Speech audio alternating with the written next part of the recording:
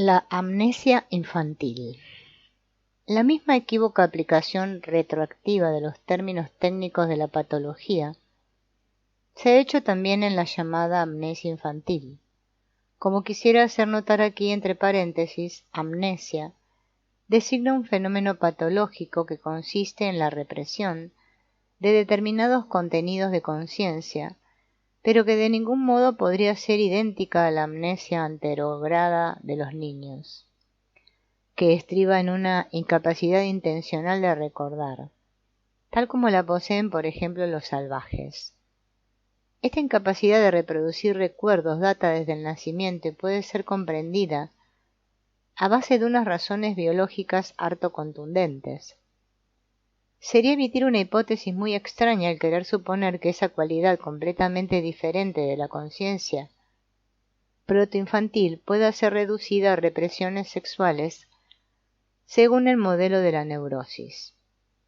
La amnesia neurótica produce lagunas en la continuidad del recuerdo, mientras que los recuerdos de la primera infancia consisten en islas particulares sumergidas en la continuidad de no recordar.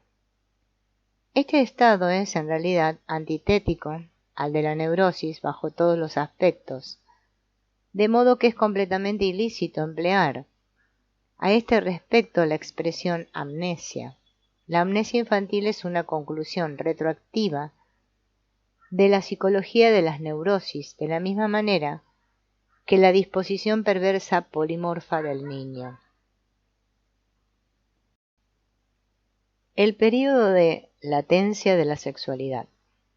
Este grave defecto en la formación teórica se pone al descubierto en la extraña teoría del pretendido período de latencia sexual de la infancia. Freud observó que los fenómenos sexuales protoinfantiles, que yo designo por fenómenos del grado presexual, vuelven a aparecer otra vez tras cierto tiempo para reaparecer después mucho más tarde. Lo que Freud llama la masturbación del lactante, esto es, todos aquellos actos semejantes a los actos sexuales de los cuales hemos hablado ya,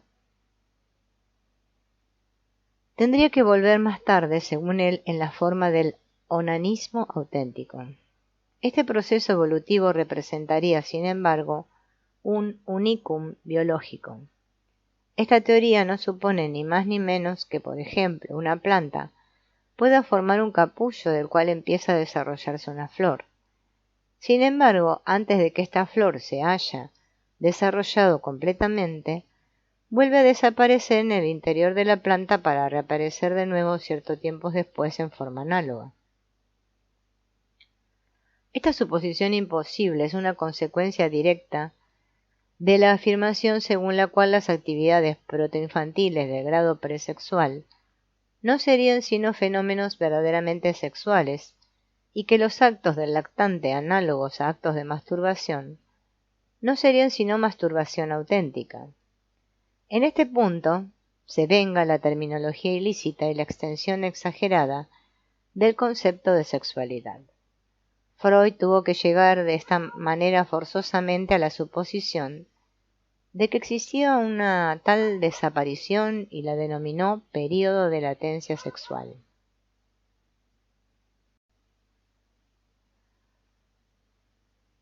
Lo que Freud nos describe como desaparición no es más que el verdadero comienzo de la sexualidad, siendo los antecedentes un mero grado previo al cual no le corresponde ningún carácter sexual.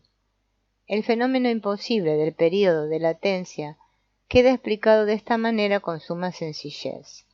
La teoría del período de latencia es, en cambio, un ejemplo magnífico para demostrar que la suposición de una sexualidad protoinfantil es una equivocación grave. No se trata aquí de errores de observación, puesto que precisamente la hipótesis del período de latencia demuestra cuán claramente llegó a observar Freud el momento en el cual la sexualidad reaparece. El error radica en la manera de ver. Tal como antes vimos ya, estamos aquí en presencia del protón pseudos, un tanto anticuado, de la pluralidad de los impulsos.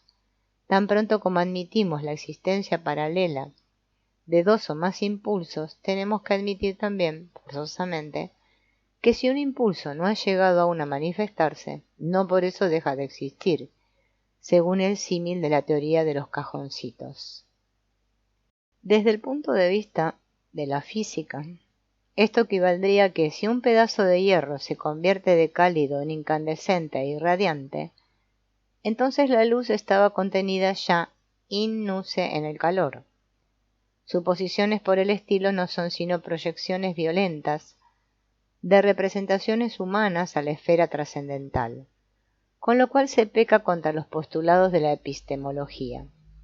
No nos es dado, pues, hablar de un impulso sexual existente in nuce, porque con ello procederíamos a una interpretación violenta de fenómenos que podrían explicarse mucho mejor de otra manera. No nos está permitido sino hablar de la función nutritiva, de la función sexual, etc., y aun esto tan solo cuando la función correspondiente haya llegado ya a la superficie con una claridad inequívoca.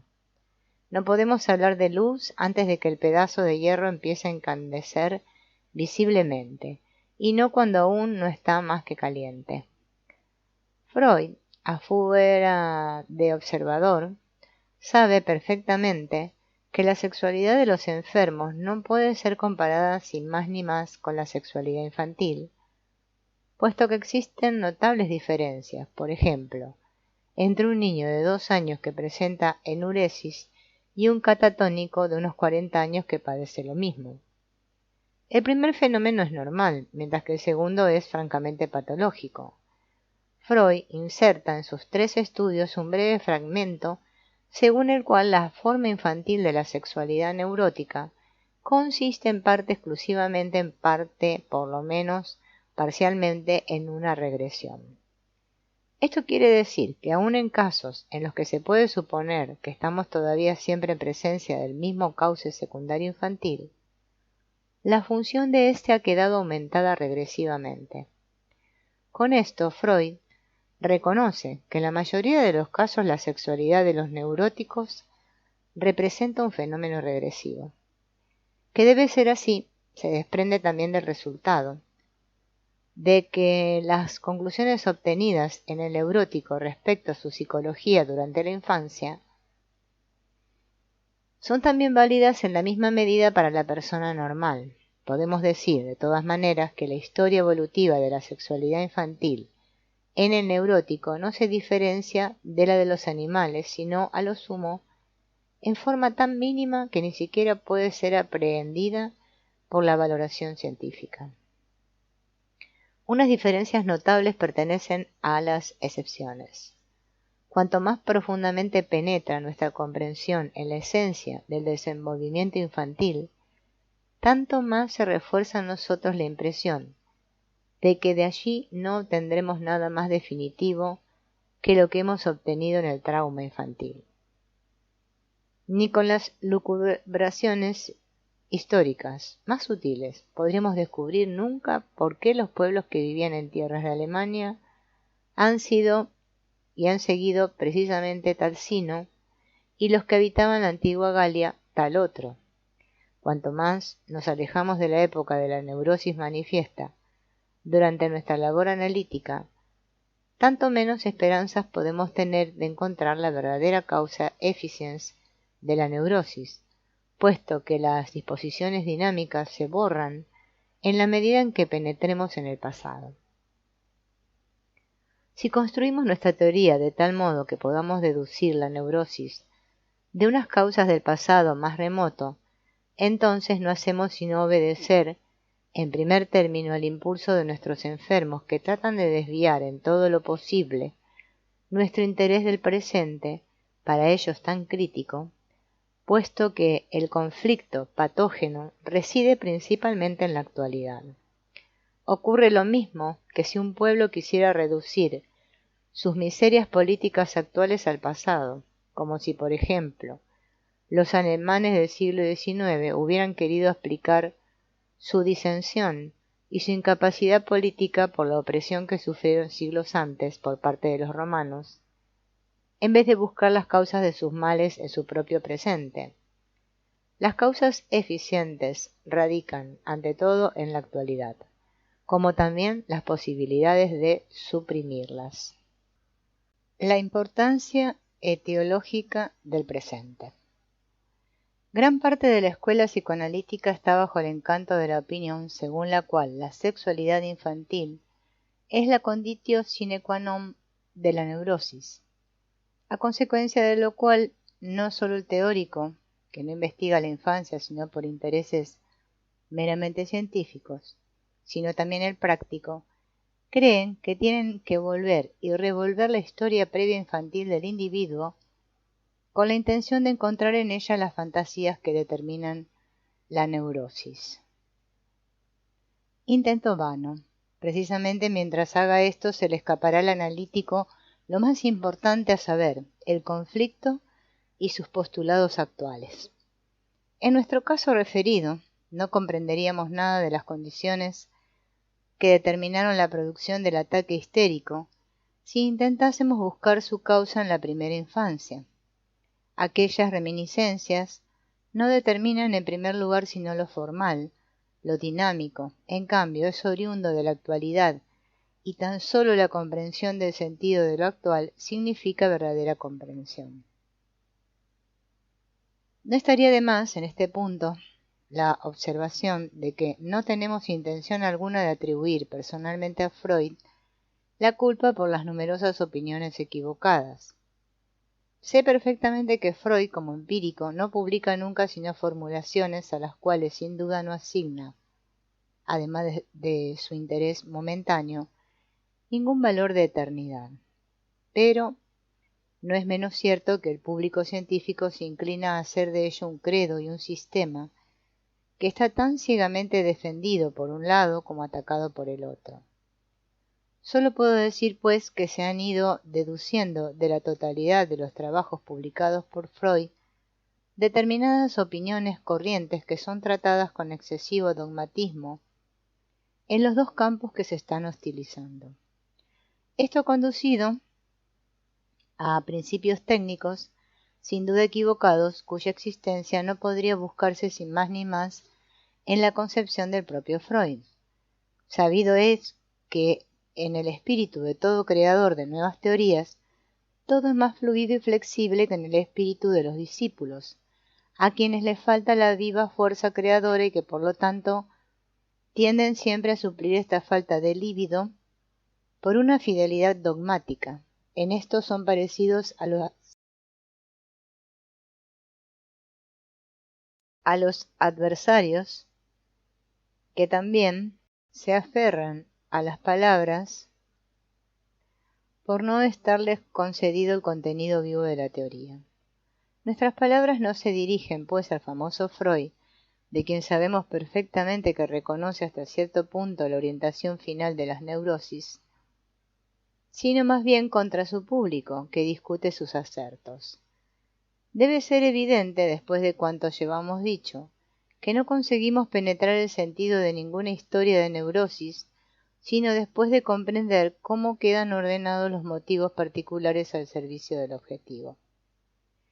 Comprenderemos, pues, por qué precisamente aquel motivo y no otro resultó patógeno en los antecedentes de nuestro caso y por qué fue precisamente aquel el que escogió para sí tal simbolismo.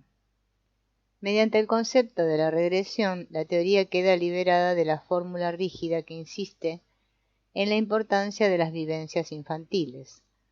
Con ello se asigna al conflicto actual aquel significado que empíricamente no le corresponde con absoluta necesidad.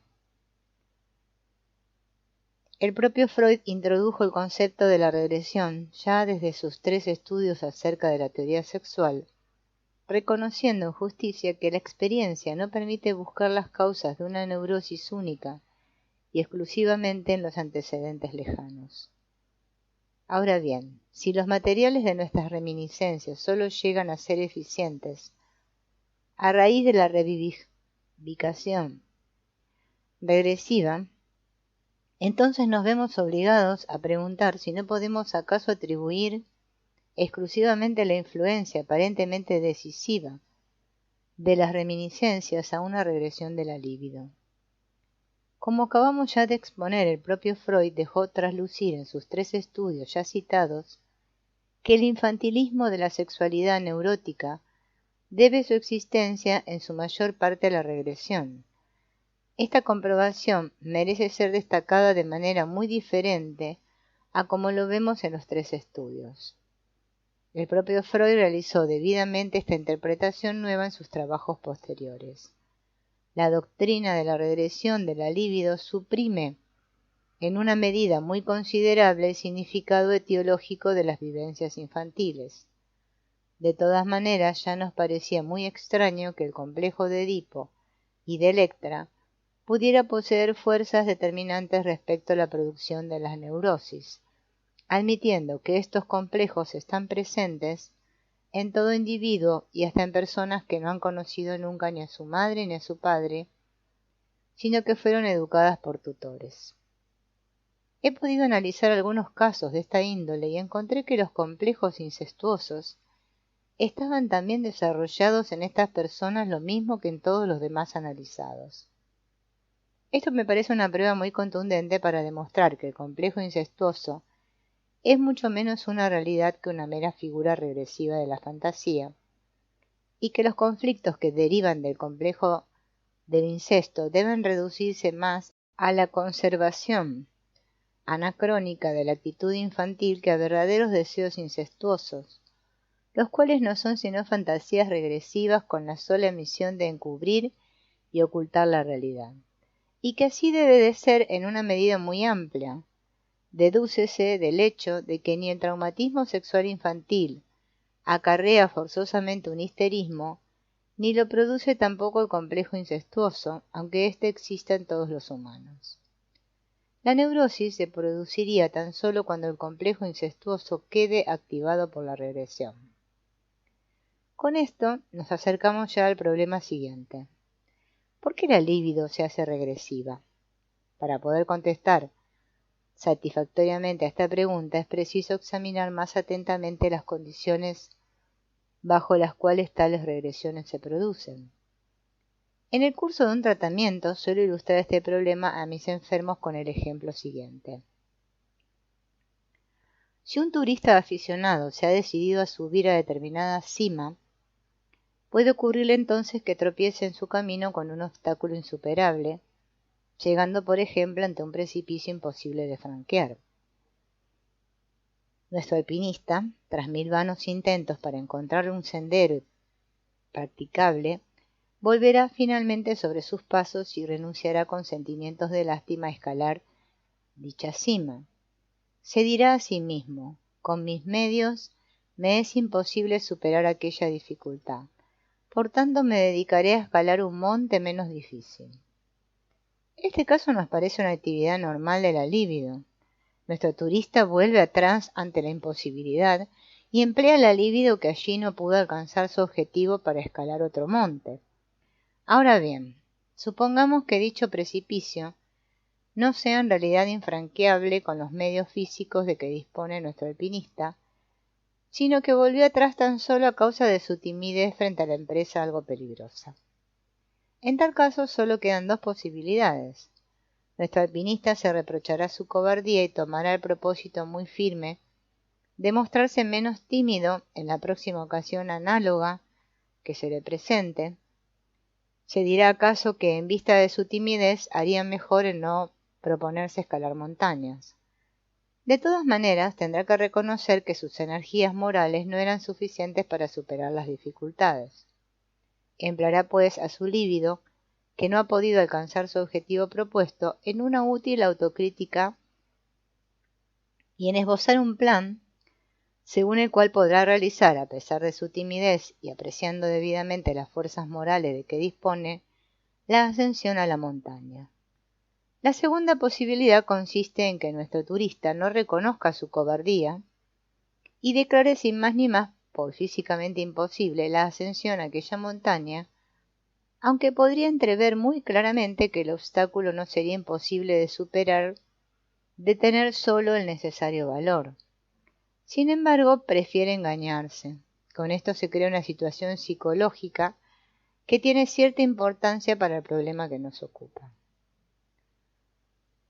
En nuestro análisis último, nuestro alpinista sabe muy bien que físicamente no es imposible superar el obstáculo y que su incapacidad de hacerlo es tan solo moral. Sin embargo, aparta al límite este último pensamiento por su carácter desagradable. Está tan poseído de sí mismo que es incapaz de confesarse su cobardía. Finge que tiene valor ante sí mismo y antes prefiere declarar la imposibilidad de las cosas que su propia posibilidad de atreverse.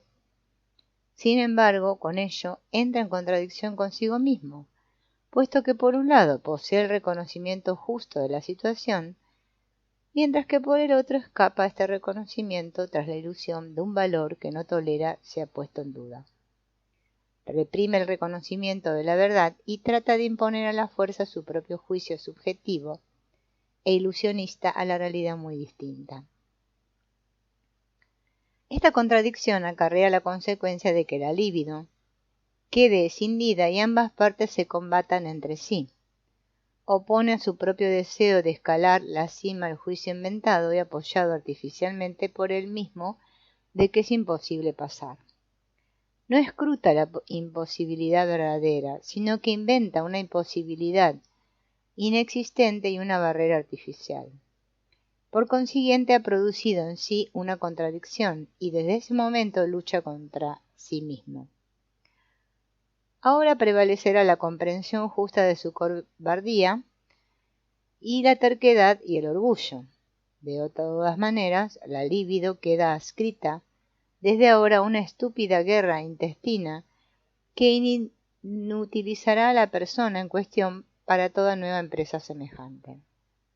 No podrá realizar su deseo de la ascensión a una montaña, puesto que está fundamentalmente equivocado acerca de sus propias cualidades morales. Esto disminuye su capacidad de trabajo, sufre de ello también su adaptación a la realidad, es decir que, como podemos afirmar, a modo de ejemplo, empezará a padecer una neurosis.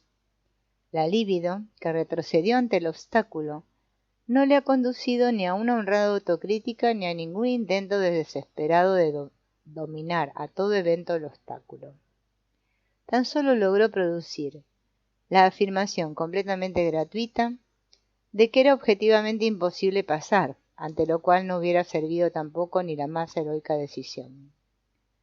Esta manera de reaccionar se designa como infantil. Es característico para el niño y para todo espíritu cándido en general, que naturalmente busque la falta, no en sí mismo sino en los objetos externos, intentando imponerles a la fuerza su propio juicio subjetivo. Podemos decir, pues, que nuestro turista resuelve su problema de un modo infantil. Esto quiere decir que sustituye el modo de adaptarse del caso precedente por un modo de adaptarse del espíritu infantil. Esto significa la regresión. Su líbido retrocede ante el obstáculo que no puede ser superado y suplanta la verdadera actividad, una ilusión infantil. Este ejemplo es típico de un sinnúmero de casos de nuestra práctica cotidiana. Quisiera limitarme tan solo a recordar aquellos casos muy conocidos en los cuales muchachas jóvenes se enferman histéricamente con relativa rapidez en el preciso momento en que tendrían que decidirse a desposarse. Aduciré tan solo un ejemplo concreto, el caso de dos hermanas. Entre ambas existe solamente un año de diferencia en la edad, y ambas son muy parecidas en cuanto a sus aptitudes y carácter. Su educación ha sido idéntica y han crecido en el mismo medio ambiente y bajo las mismas influencias de los padres. Ambas han gozado siempre, según se afirma, de buena salud, y en ninguna de las dos se ha producido perturbaciones nerviosas que merezcan mención. Sin embargo, un observador perspicaz hubiera podido descubrir que la muchacha mayor disfrutaba algo más que la joven del cariño de sus padres. Esta valoración de los padres basábase en determinada clase de susceptibilidades que mostraba su hija mayor. Postulaba algo más de cariño que la pequeña y era más madura y más sagaz de la cuenta. Al mismo tiempo acusaba rasgos infantiles encantadores que, precisamente a causa de su carácter antitético y desnivelado, suelen conferir verdadero encanto a una persona. No es de admirar, pues, que padre y madre tuvieran una afección especial a su hija mayor. Cuando ambas muchachas llegaron a la edad de casarse, conocieron casi al mismo tiempo a dos jóvenes. La amistad iba profundizándose y se avecinaba la posibilidad de un matrimonio para ambas. Como siempre ocurre en tales casos, también en el nuestro, surgieron determinadas dificultades.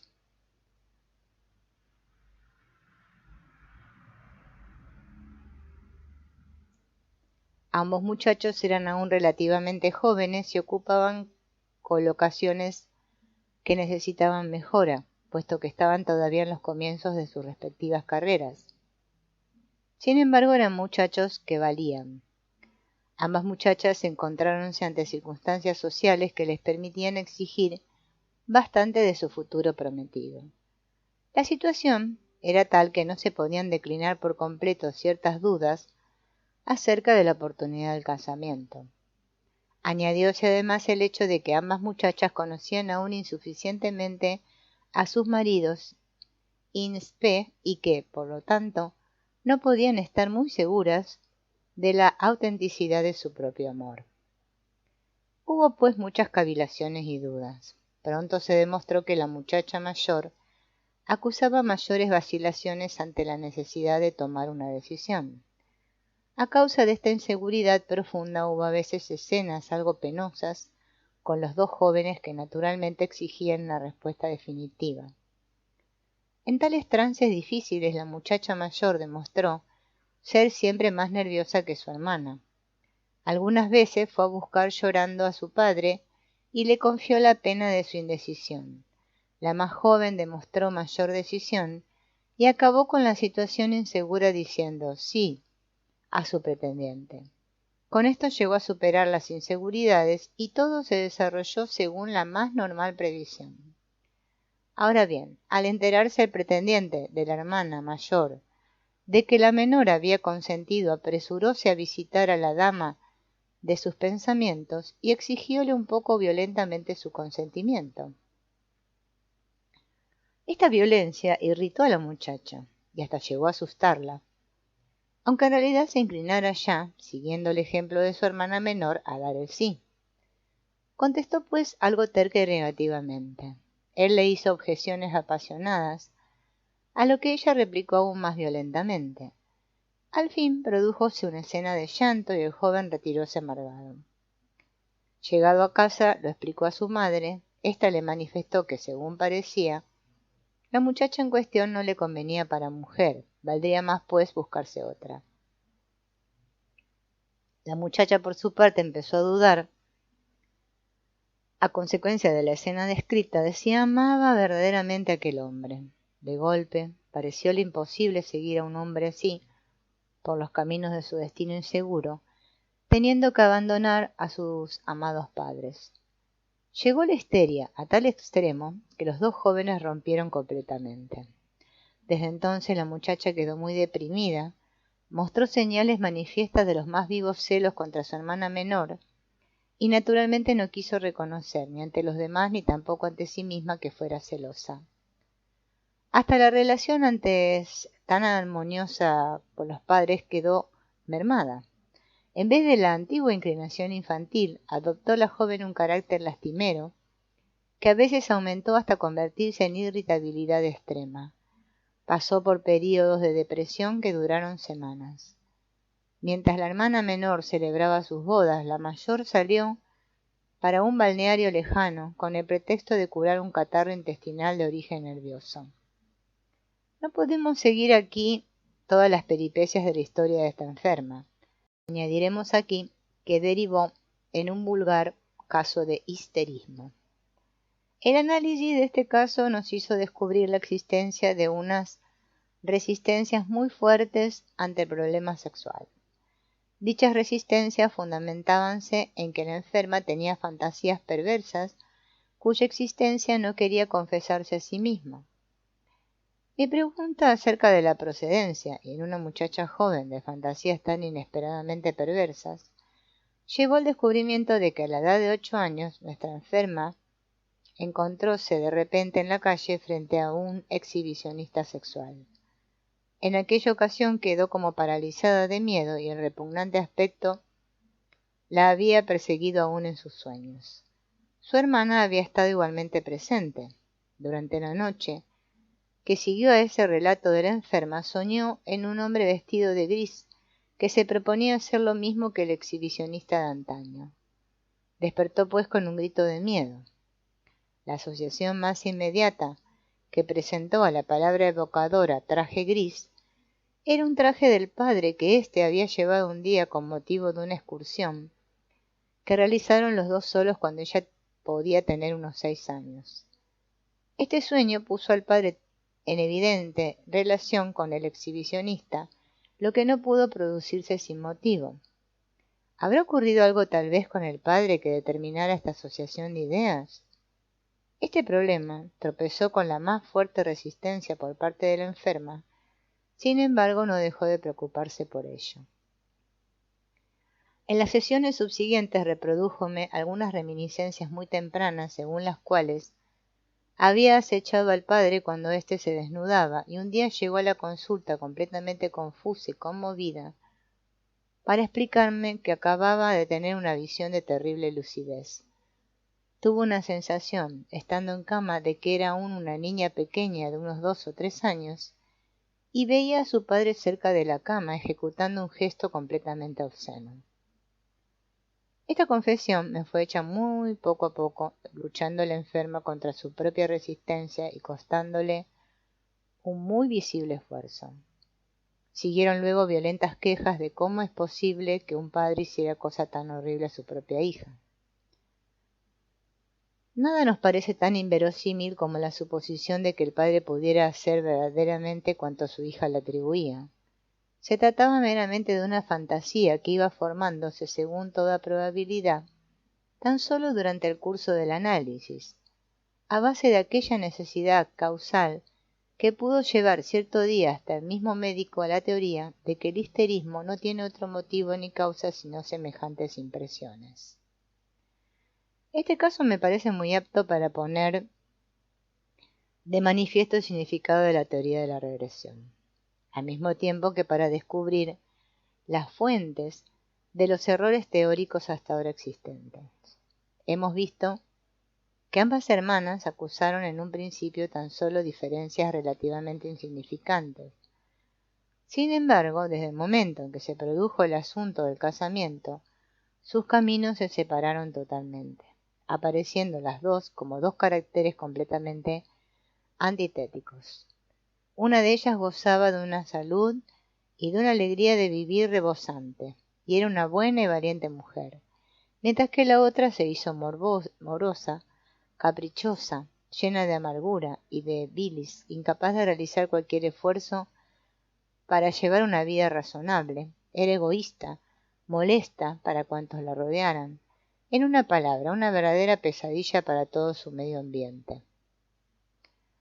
Esta diferencia extraordinaria produjóse única y exclusivamente a consecuencia de que una de las dos hermanas llegó a salvar a la última hora las dificultades que se interponían entre ella y su prometido, mientras que la otra rozó la posibilidad de solución, pero ya no llegó a encontrarla. Para ambas dependía, por así decirlo, de un cabello la solución de su problema respectivo. La más joven era algo más tranquila y por tanto más comedida, encontró, pues, en el momento preciso la palabra precisa. La mayor estaba más animada y era más susceptible, por tanto más influible por su afectividad. Por eso no encontró la palabra necesaria en el momento crítico y tampoco tuvo el valor de repararlo todo mediante una renuncia a su orgullo. En un principio las condiciones eran casi idénticas para ambas hermanas. Lo que decidió fue la mayor susceptibilidad de la hermana mayor. Ahora bien, nuestro problema se plantea de este modo. ¿De dónde pudo provenir esa susceptibilidad que tuvo consecuencias tan desventuradas? El análisis demostró la existencia de una sexualidad extraordinariamente desarrollada de carácter fantástico infantil, además una fantasía incestuosa frente al propio padre. Supongamos ahora pues que estas fantasías eran vivas ya desde hacía tiempo y que solo esto explicaría su extrema virulencia. Llegamos entonces a una solución cómoda y rápida del problema de la susceptibilidad. Nos parece poder comprender fácilmente la susceptibilidad exagerada de la muchacha. Quedó completamente enredada en sus fantasías y secretamente ligada al padre. En tales circunstancias hubiera sido un verdadero milagro que se hallara dispuesta al amor y al casamiento. Cuanto más penetremos, guiados por nuestra necesidad de explicación causal, en el desarrollo de sus fantasías, intentando descubrir su origen, tanto más aumentarán las dificultades del análisis, las resistencias. Por fin, llegamos a una escena muy impresionante, precisamente aquel acto obsceno cuya poca verosimilitud ha quedado ya establecida. Toda la escena acusa marcados caracteres de una construcción a posteriori. Por tanto, nos vemos obligados a concebir aquellas dificultades que hemos llamado resistencias de la persona analizada, no como medidas de defensa contra el hecho de que se haga otra vez consciente alguna reminiscencia desagradable, sino que tenemos que comprenderlas más bien como una oposición a la construcción de esa misma fantasía. ¿Acaso el lector se pregunte sorprendido, pero qué obliga al enfermo a inventar semejantes fantasías? Se podrá formular hasta la sospecha de que haya sido el médico quien haya incitado a su enferma, sin lo cual ésta no hubiera llegado a tan absurdos pensamientos. No me atrevo a poner en duda que pueda haber casos en los cuales la necesidad que el médico tiene de encontrar un diagnóstico causal haya sido la fuente de tales fantasías de los enfermos. Sin embargo, el médico por su parte no hubiese llegado a tales teorías si no hubiera seguido la orientación del pensamiento de su enfermo, por lo cual realizó también a su vez aquel movimiento retrógrado de la libido que hemos denominado regresión. Con ello el médico no habrá llevado a cabo ni más ni menos que lo que el enfermo tenía miedo de realizar. Esto es una regresión, una vuelta de la libido con la más inexorable consecuencia. Sin embargo, si el análisis sigue el rumbo de la regresión de la libido, entonces no seguirá siempre aquel camino que queda trazado de antemano por el desarrollo histórico personal, sino que obedecerá muy a menudo a una fantasía elaborada a posteriori, que sólo parcialmente se basa en realidades del pasado. En nuestro caso también, las vivencias reales son tan solo y hasta cierto punto las que desempeñaron el papel decisivo, y aún estas escenas reales de la vida de la enferma no cobraron su importancia sino posteriormente, esto es, al retroceder la libido. Y cada vez que la libido se apodere de un recuerdo, podemos esperar de antemano que ese recuerdo quede elaborado y transformado, porque todo cuanto concierne la libido se vivifica, dramatiza y sistematiza. Debemos reconocer que también en nuestro caso, la mayor parte de las cosas adquirió su importancia solo a la postre al abarcar la libido, cuando encontró conveniente en su camino, llegando a formar de ello, en última instancia, una fantasía que, correspondiendo al rumbo regresivo de su orientación, nos condujo finalmente hasta la figura del propio padre, aplicándole los consabidos deseos sexuales infantiles. Esto se ha producido de la misma manera que la antigua creencia que sitúa el paraíso en el pasado. Sabemos, pues, en nuestro caso, que los materiales fantásticos que fueron puestos de relieve por el análisis no adquirieron su importancia y significado, sino a posteriori. Por tanto, nos es completamente imposible explicar la neurosis precisamente en virtud de estos mismos materiales. De esta manera nos moveríamos en un círculo vicioso. El momento crítico que explica la neurosis es aquel en el cual ambos factores estaban dispuestos a encontrarse, pero en el que la ocasión se dejó desaprovechada a causa de una susceptibilidad de la enferma en mala hora producida.